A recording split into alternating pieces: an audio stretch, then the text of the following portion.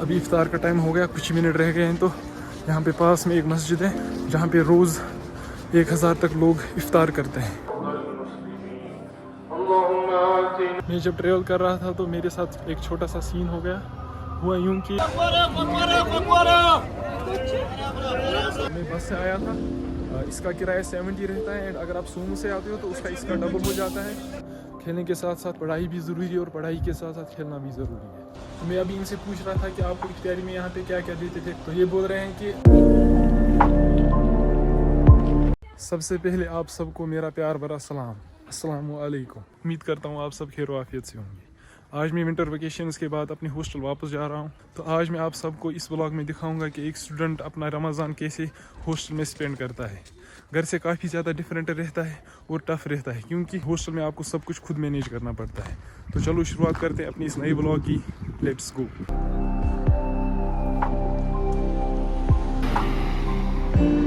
तो अभी पहुँच गया मैं बांडीपुरा श्रीनगर हाईवे पे। यहीं पे हमें श्रीनगर की गाड़ी मिलती है। अभी मैं गाड़ी का वेट करता हूँ, देखते हैं गाड़ी कब आती है। सो फाइनली श्रीनगर की गाड़ी आ गई, तो अब मैं इसी में चढ़ता हूँ।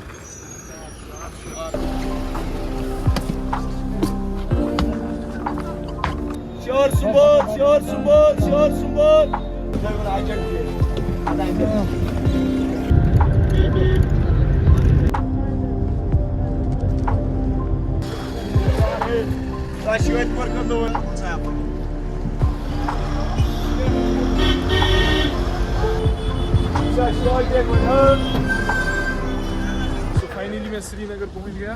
तो मैं बस से आया था, इसका किराया 70 रहता है एंड अगर आप सोमो से आते हो तो उसका इसका डबल हो जाता है 140। तो अभी इफ्तार तक 2 आवर्स हैं, तो तब तक मैं रूम तक आराम से पहुंच जाऊंगा। एंड अभी मुझे आगे जाना है, तो वहाँ से मुझे गाड़ी मिलेगी, तो वो मुझे बराबर जहांगीर चौक में छोड़ेगी। फिर मुझे वहाँ से एक और गाड़ी लेनी है राजबाग तक, जहाँ पे मेरा हॉस्टल है। बांडीपुरा, कुपवारा या बारामूला हो, वहाँ की सारी गाड़ियाँ यहीं से निकलती है। ये यहाँ का बस स्टैंड है।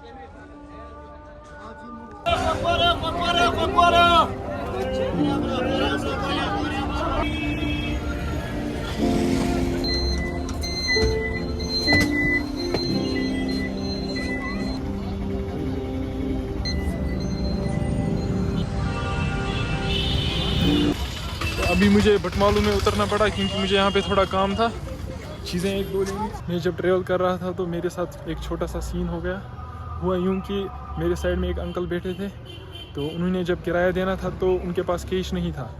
फिर उन्होंने उनको बोला कि मैं एम पे करता हूँ, बट उनके पास एम पे था, लेकिन जो बस वाले थे उनके पास QR कोड था, तो वो उनको नहीं कर पाए। फिर उन्होंने मुझे ट्रांसफ़र किए, तो मैंने सोचा था फिर कि मैं उनको ट्रांसफ़र करूँगा बस वालों को अंकल का किराया। बट जैसे मैं गाड़ी से उतरा तो मैं भूल गया उनको देना, तो अब मुझे बहुत ज़्यादा रिग्रेट हो रहा है। तो अब मैं सोच रहा था कि मैं उनका क्या करूं, बट मुझे कोई आइडिया नहीं आ रहा है। तो आपके अकॉर्डिंग मुझे उन पैसों का क्या करना चाहिए, कमेंट्स में ज़रूर बताइएगा। अभी नमाज का टाइम हो रहा है बट मुझे लेट हो गया, तो अब मैं पहले नमाज़ पढ़ता हूँ यहाँ पर। अल्लाहु अकबर,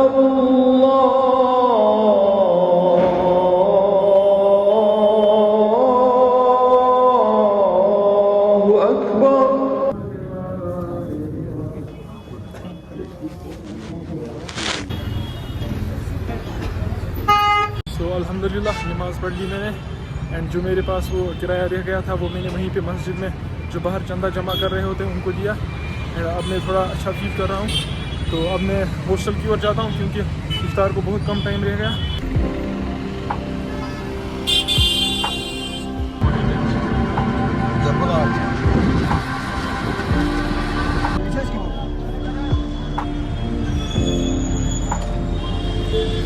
अभी पहुंच गया मैं जहांगीर चौक, और यहाँ पे मुझे मेरा एक सीनियर प्लेयर मिला, हाशिम भैया, तो बहुत अच्छा लगा उनसे मिलकर। तो अभी पहुंच गया मैं न्यूली कंस्ट्रक्टेड अमीरा कदल। चेक करें, बहुत ही ज़्यादा प्यारा लग रहा है ये। तो पहले तो इसको ये वाला ब्रिज हुआ करता था, बट अब ये नया बनाया इन्होंने अमीरा कदल के नाम से।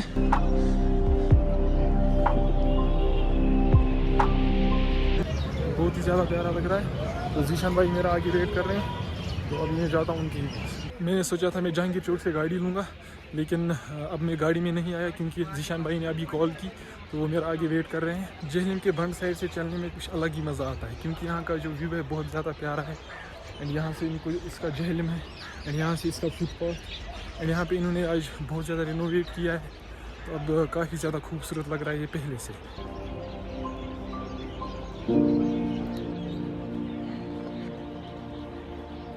अभी इफ्तार का टाइम हो गया, कुछ मिनट रह गए हैं, तो यहाँ पे पास में एक मस्जिद है, मस्जिद बिलाल, जो कश्मीर की एक फेमस मस्जिद है, जहाँ पे रोज़ 1000 तक लोग इफ्तार करते हैं। जब कोई इंसान किसी रोज़ेदार को इफ्तार करवाता है तो उसको बराबर उतने ही सवाब मिलते हैं जितने कि एक रोज़ेदार को एक रोज़ा रखने में मिलते हैं। तो ये महीना ही अच्छे काम करने का है, सवाब कमाने का है, इबादत करने का है। और अगर आपको भी कभी मौका मिले किसी रोज़ेदार को इफ्तार कराने का तो उस मौके को ना छोड़ें। तो चेक करें, ये है वो मस्जिद।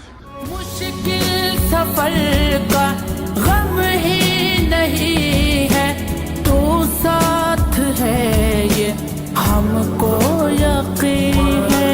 तेरे करम का साया है मौला, वरना हमारा कोई नहीं।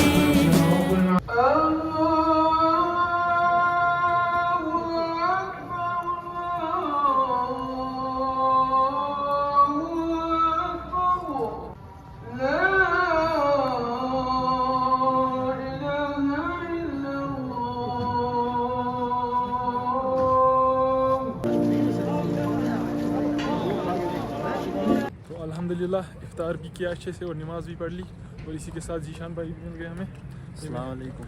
ये मेरा रूममेट है। तो अब हम हॉस्टल जाते हैं क्योंकि भूख लग रही है, तो कुछ खाना वाना खाते हैं, उसके बाद फिर तरावी पढ़ते हैं इंशाल्लाह। मस्जिद से बाहर निकलती हमने फिरनी ली थी, तो लेकिन यहाँ पे दूर दूर तक कोई डस्टबिन नहीं दिखाई दे रहा। हमारे पास सिविक सेंस तो था, लेकिन गवर्नमेंट हमें हमारा सिविक सेंस यूज़ नहीं करने दे रही है। फाइनली आधा किलोमीटर कवर करने के बाद यहाँ पे डस्टबिन दिखाई दे रहा। यह कश्मीर का one of the famous bridge, zero bridge, check कर सकते हो।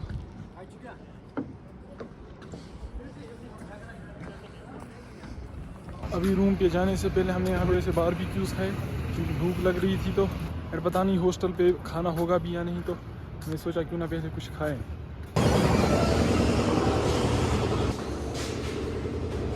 तो ये पहुँच गए हॉस्टल, पहले चेंज करते हैं, हाथ मुँह धोते हैं एंड उसके बाद देखते हैं अगर खाना होगा तो खाएंगे, अगर नहीं तो फिर बाहर से ही कुछ खा के आते हैं।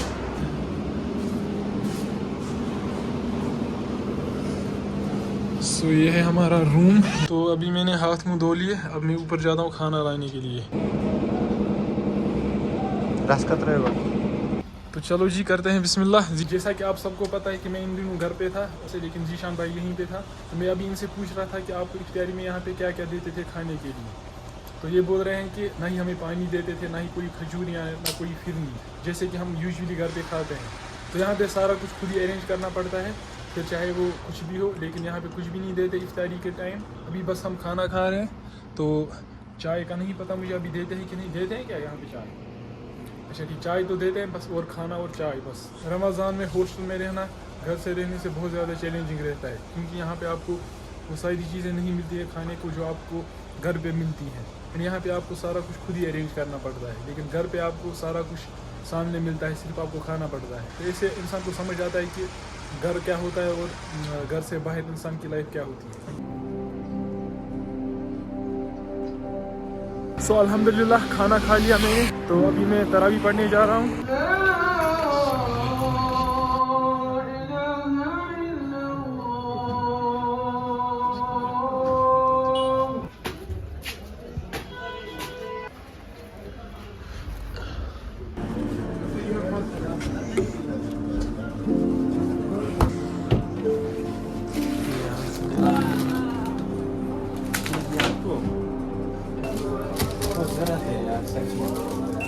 चलो इसी के साथ इस साल की पहली आइसक्रीम ट्राई करते हैं। तो अभी आ गया मैं तरावी पढ़ के एंड अल्हम्दुलिल्लाह आज दिन की सारी नमाज़ें पढ़ी और रोज़ा भी अच्छे से गुजरा। तो आज दिन की सारी जर्नी मैंने आपको दिखाई कि मैं घर से यहाँ तक कैसे पहुँचा और यहाँ पे फिर इफ्तारी कैसे की। तो अब एक चीज़ रह गई, वो है सहरी। तो सहरी के टाइम में आपको दिखाऊंगा कि यहाँ पे हॉस्टल में कैसी सहरी देते हैं, क्या खाने को देते हैं, तो सारा कुछ आपके साथ शेयर करेंगे। अभी मैं फ़िलहाल सोता हूँ क्योंकि मैं बहुत ज़्यादा थक गया आज दिन को। एक तो ट्रैवल किया एंड रोज़ा भी था, तो अभी तरावी पढ़ के भी आ गया। तो अभी मैं सोता हूँ सहरी तक, तो मिलते हैं सहरी के टाइम। राशिद भाई उठो उठो, टाइम हो गया।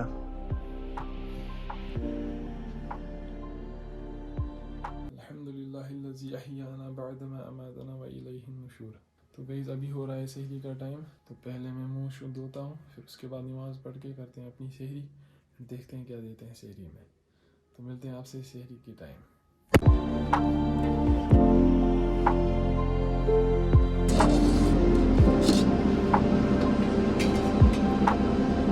तो जी लाया हमने खाना और सालन है आलू मटर। तो जीशान भाई ने खा लिया खाना क्योंकि ये मुझसे पहले उठे थे। जब तक मैंने मुंह शो धो लिया तो तब तक मैंने फिनिश कर लिया था। तो अब मैं भी करता हूँ बिस्मिल्लाह। चलो बिस्मिल्लाहिर्रहमानिर्रहीम। खाना खा लिया हमने, तो अब चाय पीते हैं। लेकिन यहाँ पे सिर्फ एक रोटी मिली और चाय का एक कप। ये बटर जो है हमने बाहर से ही लाई थी, अब यही लगाते हैं इसमें और खाते हैं। यहाँ पे सिर्फ सहरी में एक तो खाना मिलता है एंड चाय, और चाय के साथ सिर्फ एक रोटी।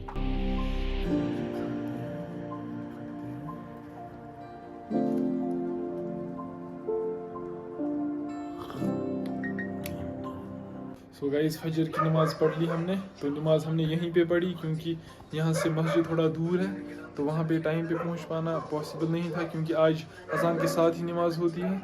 एंड अब मैं थोड़ा पढ़ता हूँ क्योंकि आज मेरा एग्ज़ाम भी है कॉलेज में। तो गाइस मैंने सोचा क्यों ना मैं अभी लाइब्रेरी जाऊँ, तो अभी मैं थोड़ी देर लाइब्रेरी जाता हूँ 1-2 आवर्स तक, फिर वहाँ से वापस आके सोता हूँ, फिर कॉलेज जाता हूँ क्योंकि अभी थोड़ा पढ़ाई करते हैं क्योंकि आज एग्ज़ाम भी है। तो ज़्यादा टाइम नहीं बैठूंगा, बस 1-2 आवर्स बैठूंगा एंड उसके बाद फिर वापस आ जाऊंगा। अभी आप देख सकते हो यहाँ से रास्ते में कोई भी नहीं है, लेकिन क्या ही कर सकते हैं, एग्ज़ाम है तो पढ़ाई भी ज़रूरी है। खेलने के साथ साथ पढ़ाई भी ज़रूरी है और पढ़ाई के साथ साथ खेलना भी ज़रूरी है। तो जब आप दोनों चीज़ें बैलेंस करोगे तो इंशाल्लाह रिजल्ट्स भी बेटर होंगे। सुबह सुबह इस आवाज़ को सुनने में कुछ अलग ही मज़ा आता है।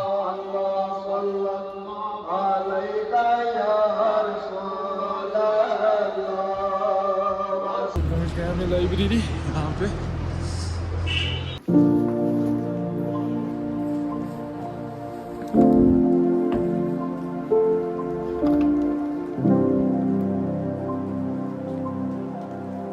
सो गाइज अभी निकला मैं लाइब्रेरी से, तो अब मैं कॉलेज जाता हूँ क्योंकि अभी एग्ज़ाम को सिर्फ 1 घंटा रह गया। तो अब मैं यहाँ से गाड़ी लेता हूँ कॉलेज तक, तो अब मैं डायरेक्ट कॉलेज ही जाता हूँ।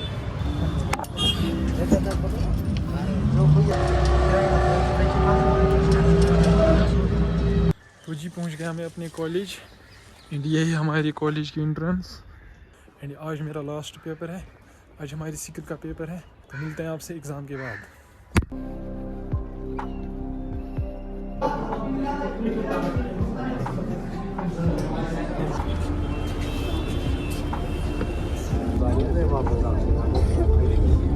तो अभी पहुंच गया मैं मंडी।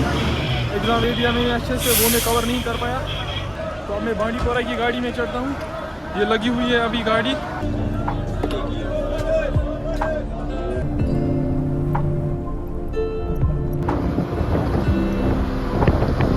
सो गाइस फाइनली मैं घर पहुँच गया।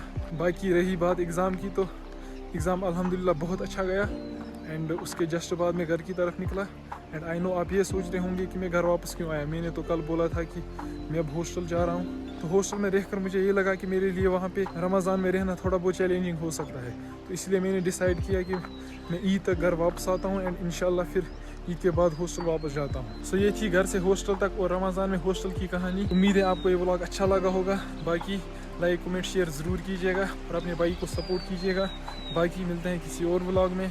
टिल देन अल्लाह हाफिज़।